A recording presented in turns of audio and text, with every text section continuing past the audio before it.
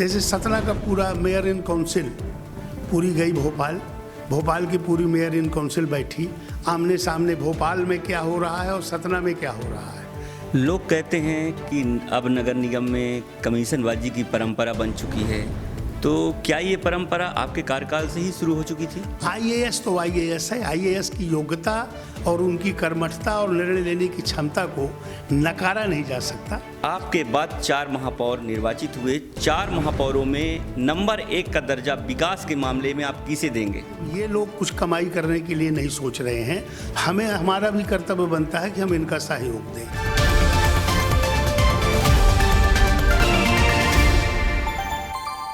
नमस्कार, मैं हूं महेंद्र पांडे और आप देख रहे हैं एमपी वॉच। आज हमारे साथ खास मेहमान हैं सतना नगर निगम के पहले महापौर राजाराम त्रिपाठी जी। राजाराम जी त्रिपाठी जी का बहुत बहुत स्वागत है हमारे चैनल में। बहुत बहुत धन्यवाद। त्रिपाठी जी, आप जब पहली बार महापौर बने तब आपका कैसा अनुभव रहा और कोई खास यादें जुड़ी हों पहले महापौर कार्यकाल की, तो आप हमारे दर्शकों को ज़रूर बताएं। 6 जनवरी 1995 को पहली बार सतना का महापौर बनने का अवसर मुझे प्राप्त हुआ और चूंकि आज के लगभग 25 वर्ष पहले का वो समय था, मेरे मन में एक संकल्प था कि यहाँ की जनता ने मुझे सेवा करने का अवसर दिया है, पार्टी ने सेवा करने का अवसर दिया है, तो मैं सतना का चहुमुखी विकास कैसे करूं।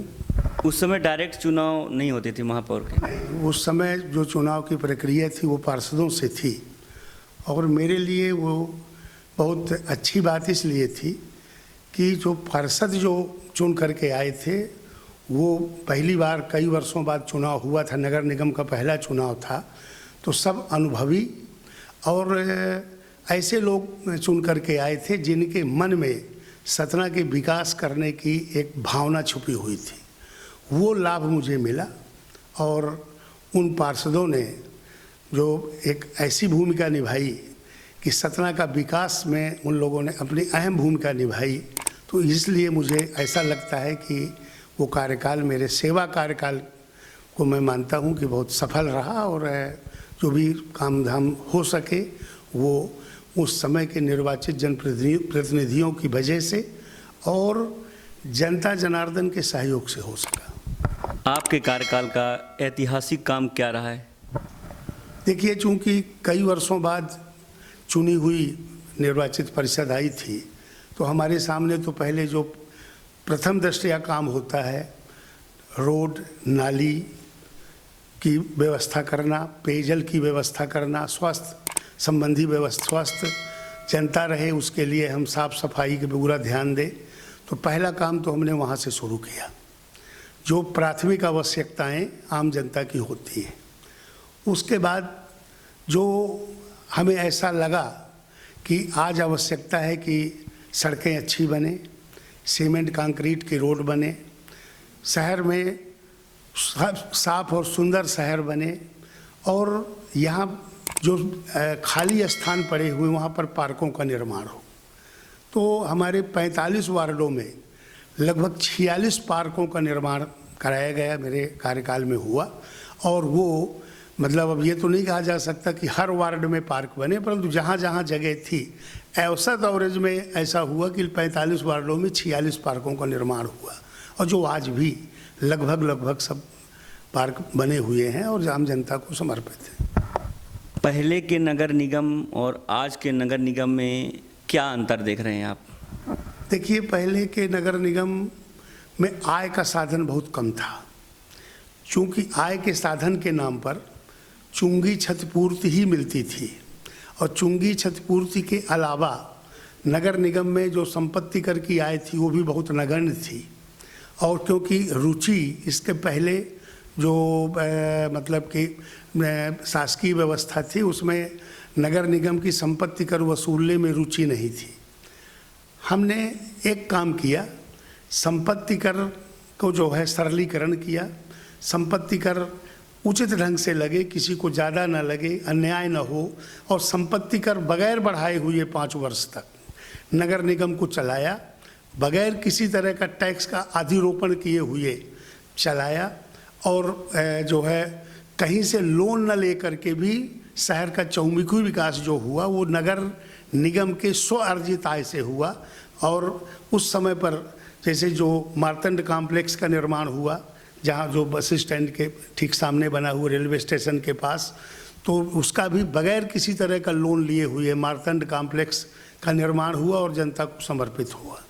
इस तरीके से जो शहर के अन्य विकास कार्य हुए, तालाबों का नगर निगम क्षेत्र में तालाबों का गहरीकरण, कुओं की साफ सफाई, लगभग 375 हैंडपंप एक साथ 1995 में 375 हैंडपंपों का खनन हुआ। और वो जो खनन हुआ वो उस रेट में हुआ जिसका एक इतिहास बना। 150-150 रुपया प्रति मीटर में हैंडपंप का खनन हुआ, जबकि उसके पहले जब हैंडपंप का खनन होता था उसका रेट 360 रुपया मीटर था। और जब पर हमारी नई परिषद आई तो नई परिषद ने जो है 150 रुपया प्रति मीटर का खनन करके और एक इतिहास बनाया, 1/3 में काम करके दिखलाया। ये तमाम काम ऐसे हुए कि जो उस समय के कम बजट में और आम जनता को समर्पित किए गए। यही मैं उस समय की एक उपलब्धि मानता हूँ कि आम जनता को समर्पित करके काम हमारी परिषद ने, हमारे सहयोगियों ने किया। ये सबसे बड़ी उस समय की उपलब्धि थी। लोग कहते हैं कि अब नगर निगम में कमीशनबाजी की परंपरा बन चुकी है, तो क्या ये परंपरा आपके कार्यकाल से ही शुरू हो चुकी थी? देखिए, अगर जागरूक जनप्रतिनिधि हैं और वो अपने कर्तव्य के प्रति ईमानदार हैं, तो मेरा ये मानना है कि जो वहाँ बैठा हुआ कर्मचारी है वो भी पूरा सहयोग करता है। और मैं तो अपने को सौभाग्यशाली मानता हूँ कि उस समय पर जो बैठा हुआ स्टाफ था उनको ये मालूम था कि यहाँ पर इस तरीके की कोई भ्रष्टाचार की बू नहीं आ रही है न जनप्रतिनिधियों में, तो उन लोगों ने पूरा सहयोग दिया और बड़े सहयोगात्मक ढंग से काम किया। इस बात का मैं उस समय के जो तत्कालीन नगर निगम का स्टाफ था उनका आभारी रहा हूँ। और जब मेरा कार्यकाल पूरा हुआ तो मैंने उनको बुला के सबको आभार भी व्यक्त किया, सम्मानित भी किया, क्योंकि बगैर उनके सहयोग के हमारा कार्यकाल सफल नहीं हो सकता था। इसलिए मैं तो ये आरोप लगाना उचित नहीं समझता हूँ। जनता से यदि बात की जाए नगर निगम की, तो आम जन जो होते हैं नगर निगम की बात आने पर ही उनके दिमाग में भ्रष्टाचार की बात आने लगती है। तो ये जो नगर निगम की इमेज है, इसे क्या वहाँ के जनप्रतिनिधि खराब कर रहे हैं या प्रशासनिक अधिकारी कर्मचारी? आप क्या मानते हैं? देखिए, कोई भी व्यक्ति, घर का मुखिया अगर सजग हो तो घर में रहने वाले व्यक्ति जो हैं वो भी बहुत सजग रहते हैं और उनके पद चिन्हों पर चलते हैं। तो मेरा तो ये मानना है कि उस समय पे जो जनप्रतिनिधि चुन करके आए थे वो बहुत सजग थे और अपने अधिकारों के प्रति जो है जागरूक थे। उनको देख करके नगर निगम के कर्मचारी भी जो है बहुत संजीदगी से काम करते थे और उनको मन में उनके ये भावना रहती थी कि जब ये लोग कुछ कमाई करने के लिए नहीं सोच रहे हैं, हमारा भी कर्तव्य बनता है कि हम इनका सहयोग दें।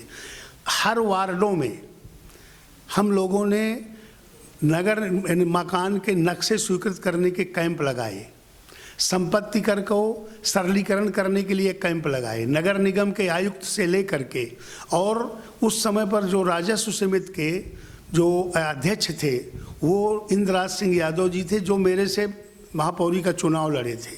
परंतु चुनाव हारने के बाद उन्होंने चुनाव वो हारे और मुझको पार्षदों ने जिताया, परंतु उसके बाद उन्होंने आके कहा कि नहीं, सहयोग देने के हम पूरी तरह से नगर निगम के विकास के लिए सहयोग देंगे। उन्होंने सहयोग दिया तो वो भी बैठते थे, नगर निगम कमिश्नर जनता की सुनते थे और जनता की अगर कोई तत्कालीन वहाँ बैठ करके और निराकरण करते थे। कभी किसी के 1 रुपया की लेन देन की कोई शिकायत नहीं आई और उनके द्वार में जा करके और कैंप लगा करके उनका सरलीकरण और 1 दिन में नक्शा पास करके सैकड़ों नक्शे दिया है। ये उस समय का कार्य करने का एक तरीका था। तो वो मैं ऐसा नहीं मानता हूँ कि उस समय पर कोई भ्रष्टाचार की इस तरीके की कोई बू आ रही थी। क्या आपके जनप्रतिनिधि उतने सजग नहीं हैं? देखिए, इसका प्रमाण पत्र मैं तो मेरा देना उचित नहीं है, परंतु निश्चित रूप से आज जनप्रतिनिधि को और जागरूक बनने की आवश्यकता है, क्योंकि जब जनप्रतिनिधि जागरूक होगा अपने अधिकार के प्रति, तो वहाँ बैठने वाला शासकीय जो अधिकारी कर्मचारी हैं वो भी और अपनी जवाबदारी में सजग होंगे, ऐसा मेरा मानना है। शहर विकास के मामले में क्या आईएएस कमिश्नर का होना ज़रूरी है या गैर आईएएस कमिश्नर का होना ज़रूरी है? चूँकि आपके कार्यकाल में दोनों तरह के प्रशासनिक अधिकारी काम कर चुके हैं, तो ज़्यादा महत्वपूर्ण आप किसे समझते हैं, आईएएस को या गैर आईएएस अफसर को? देखिए, आईएएस अधिकारी जो बन के आते हैं उनका सोच जो है बहुत अच्छा होता है और उनके दिमाग में एक बात रहती है कि हमें लंबी पारी खेलना है, वो निर्णय लेने की क्षमता रहती है, इसमें दो राय वाली बात तो नहीं। अभी कई आईएएस अधिकारी आए हैं जिन्होंने अच्छा काम किया है और काम करके उन्होंने अपनी पॉपुलैरिटी गेन किया है, इसमें दो राय वाली बात नहीं, उसको नकारा तो नहीं जा सकता। परंतु ऐसे अधिकारी भी देखने को मिले हैं जो डिपार्टमेंटल थे, परंतु उन्होंने अच्छा काम किया है और जनता के बीच में लोकप्रिय रहे हैं। तो मेरा ये मानना है कि ये व्यक्ति विशेष की कार्य करने की क्षमता पर निर्भर करता है।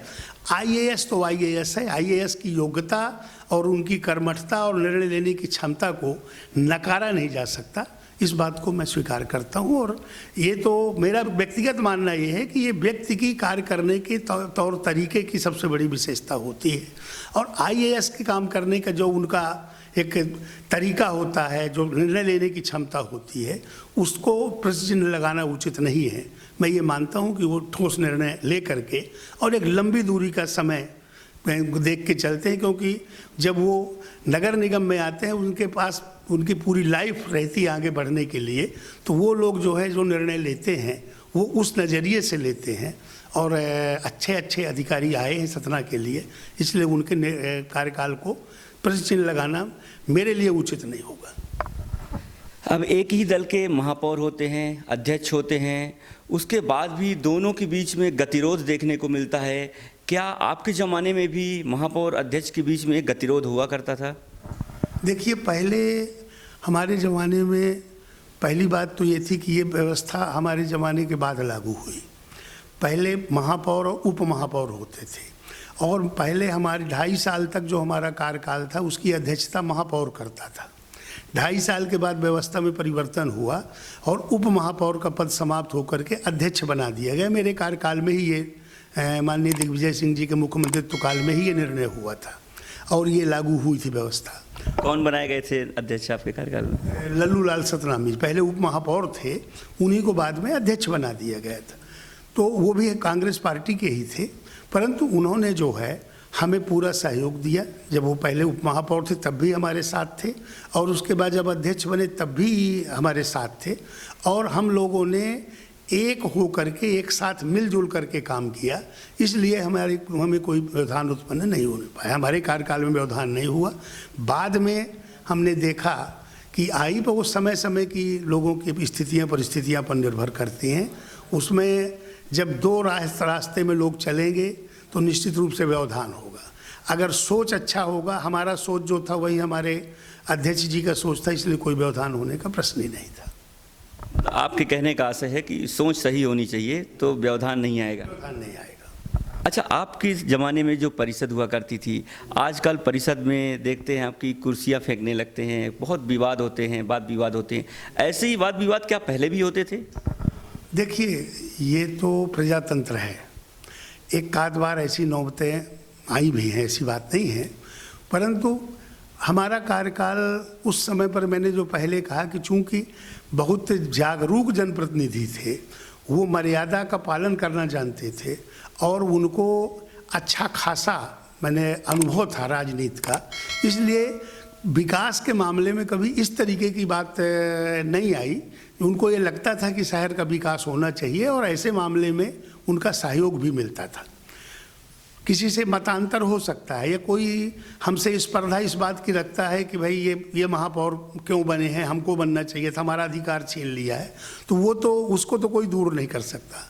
परंतु निश्चित रूप से ये मेरे लिए, जो मैंने पहले कहा कि मेरे लिए एक सौभाग्य की बात थी कि अच्छे परिपक्व अनुभवी लोग पार्षद बन के आए थे।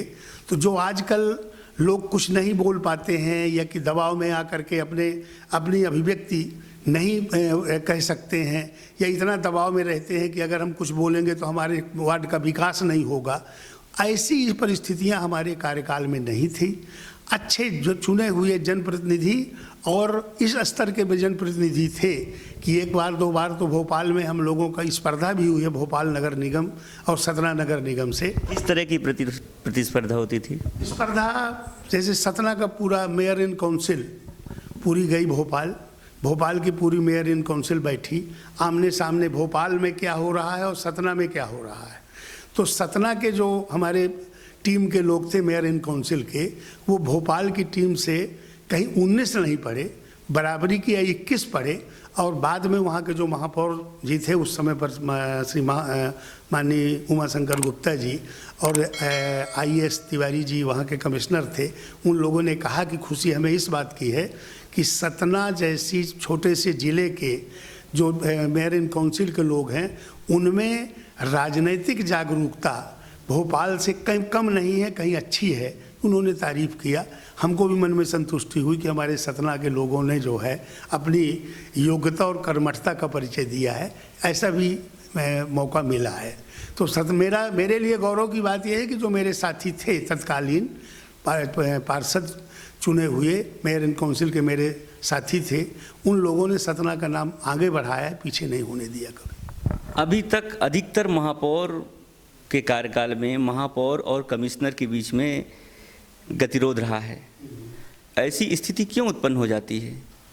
देखिए, बस ये भी सोच का अंतर है। मैं इसलिए सौभाग्यशाली हूँ कि 5 वर्ष में मेरे साथ 3-4 कमिश्नरों को काम करने का अवसर मिला और मुझे महापौर के रूप में उनके साथ काम करने का अवसर मिला। मेरा किसी भी कमिश्नर से कभी किसी तरह का कोई विवाद, मतांतर और कभी मैंने किसी कमिश्नर की शिकायत नहीं किया और किसी कमिश्नर ने मेरी शिकायत नहीं की है। ये मेरे लिए गौरव की बात है। आपके बाद 4 महापौर निर्वाचित हुए, आपके नज़रिए में बेस्ट महापौर कौन रहा 4 महापौरों में? आप दलगत से ऊपर बिल्कुल दिल से बताइए। देखिए, अब मैं तो ऐसा बताना मेरे लिए उचित इसलिए नहीं है कि लोग जो है फिर ये भेदभाव लगाने लग जाए। नहीं, आप देखिए, आप शहर के पहले महापौर रहे हैं। आप दलगत राजनीति को किनारे कर दिल से जो आपने आंखों से देखा, आपके बाद 4 महापौर निर्वाचित हुए। 4 महापौरों में नंबर 1 का दर्जा विकास के मामले में आप किसे देंगे? देखिए, ऐसा है, मैं तो चूँकि मेरे कार्यकाल के बाद डॉक्टर BL यादव जी आए और आरक्षित हुआ था। अब OBC में डॉक्टर BL यादव जी आप जानते हैं निर्दलीय चुन करके आए थे। यहाँ की जनता ने उनको जो है मैं चुना था और उन्होंने भी जो ईमानदारी का एक मिसाल पेश किया वो निश्चित रूप से एक अनुकरणीय था और उन्होंने बड़े अपने ज़माने में भी बोल्ड निर्णय ले करके और मतलब कि खड़े रहे ताकत के साथ में और किसी तरह का लांछन नहीं लगने दिया अपने करियर में। और वो सतना के लिए एक ऐसे मतलब कि महापौर साबित हुए और कि जिसमें एक साबित हो गया कि जनता भी अच्छे व्यक्ति को चुनना जानती है और उन्होंने अपने कर्तव्य का पालन किया और उनकी ईमानदारी में कोई प्रश्न चिन्ह नहीं लगा। इसलिए मैं उनको एक सफल महापौर के रूप में मैं उनका सम्मान करता हूँ। एक अच्छे डॉक्टर, एक अच्छे समाज सेवी और जिन्होंने अपने जीवन में उनके ऊपर किसी तरह का कोई लांछन नहीं लगा भ्रष्टाचार के मामले में, तो मैं तो ये मानता हूँ कि उनका महापौर का कार्यकाल भी बहुत सफल कार्यकाल रहा। आप चूँकि कांग्रेस पार्टी से बिलोंग करते हैं, कांग्रेस पार्टी की सरकार बनी तो कांग्रेस पार्टी ने डायरेक्ट पार्षदों के माध्यम से महापौर चुनने का कानून बनाया। अब बीजेपी की सरकार आ गई, बीजेपी ने कहा कि जनता महापौर का चुनाव करेगी। चूँकि आप भी महापौर रहे हैं, तो आपके नज़रिए से पार्षदों के माध्यम से महापौर चुनना उत्तम है कि जनता से महापौर चुनना उत्तम है?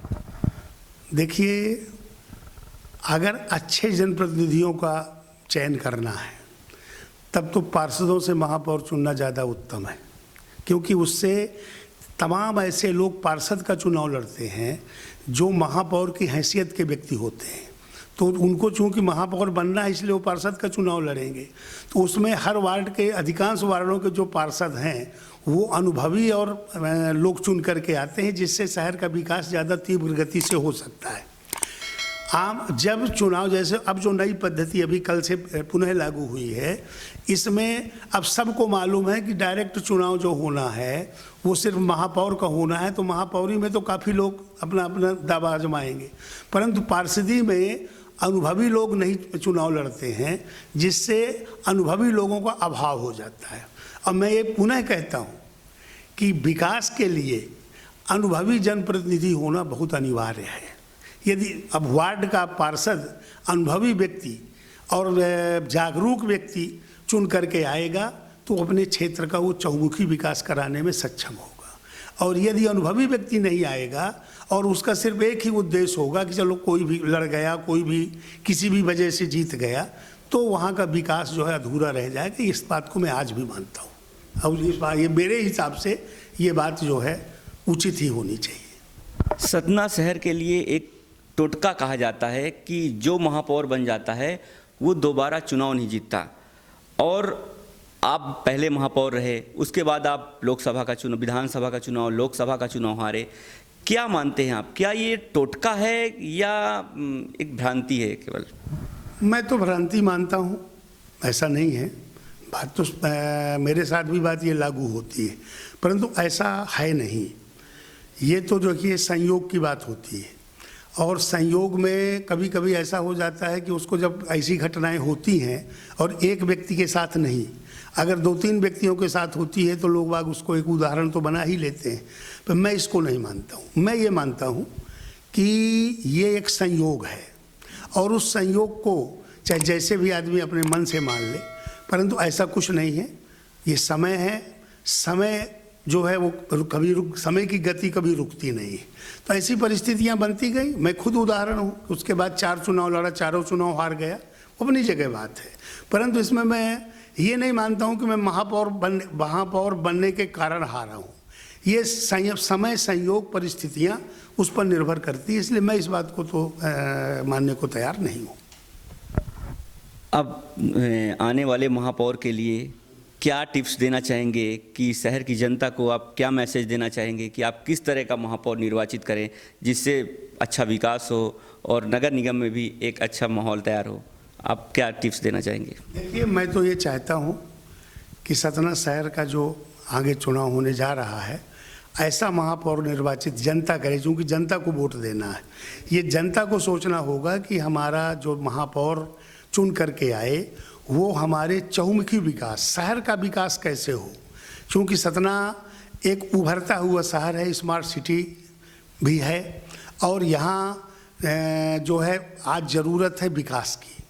विकास करने वाला व्यक्ति, यदि उसमें आप जो है ऐसे व्यक्ति का चयन करिए जिसके अंदर सेवा भाव हो, जिसके अंदर साफ सुथरी छवि हो, और जो हर चीज़ पार्टी से ऊपर उठ करके शहर की आम जनता, गरीब आदमी, वो व्यक्ति जो महात्मा गांधी जी के सपनों में जो है, जो सबसे पीछे की लाइन में खड़ा हुआ व्यक्ति है, वो व्यक्ति स्वावलंबी बने, उस दिशा में जो व्यक्ति काम करने की क्षमता रखे, उसको महापौर के पद में आसीन करना चाहिए। क्योंकि यह पद जो है बहुत जिम्मेवार और शहर के प्रथम नागरिक का पद है। उसमें भेदभाव वाला व्यक्ति न हो, उसके ऊपर जातिवाद का आरोप न हो, वो ऐसा व्यक्ति हो जो चहुमुखी विकास और शहर का विकास कैसे हो और उसकी स्वच्छ साफ सुथरी छवि हो, ऐसा व्यक्ति यदि चुन करके आएगा, वो सतना की जनता के लिए, सतना के चहुमुखी विकास के लिए सबसे ज़्यादा कारगर सिद्ध होगा। सतना महापौर की सीट पिछड़ा आरक्षित हुई है, आपकी नज़र में ऐसा कोई नेता है? देखिए, मैं तो चूँकि मैं राजनीति में हूँ और मैं कुछ भी हो, मेरे लिए किसी का नाम कहना उचित नहीं होगा, और वो अधिकार भी मुझे नहीं है। ये जनता तय करेगी। मैंने तो अपनी भावना व्यक्त कर दिया है। मैंने तो यहाँ तक कहा कि साफ सुथरी छवि का चहुमुखी विकास को देखते हुए और ये जनता को ऐसा निर्णय लेना पड़ेगा कि ऐसे व्यक्ति का जनता चयन करे जिससे उसके हित में कुठाराघात न हो। जनता के लिए समर्पित व्यक्ति जब ढूंढा जाएगा, अभी तमाम लोग ऐसे आएंगे जब इसकी प्रक्रिया चालू होगी जो जनता के हित में होंगे और जनता अपना सेवक चुने, जनता अपना साहब न चुने, जनता अपना ऐसा सेवक चुने जो जनता के लिए ही सेवा करे, उसकी अपनी कोई लोभ लालच न हो, अपने लिए घर बनाने की सोच न हो। ये जब ये मन को लेकर के जनता चयन करेगी तो निश्चित रूप में कोई हीरा निकल के आएगा जो जनता के लिए एक सेवक के रूप में साबित होगा। बातचीत करने के लिए बहुत बहुत शुक्रिया त्रिपाठी जी। ये थे सतना नगर निगम के पहले महापौर राजाराम त्रिपाठी जी, जिन्होंने बताया कि यदि प्रशासनिक अधिकारी और जनप्रतिनिधि की सोच अच्छी हो तो विकास को कोई रोक नहीं सकता। अभी के लिए फिलहाल इतना ही, हम फिर मिलेंगे किसी एक और शख्सियत के साथ। तब तक आप देखते रहिए MP वॉच। नमस्कार।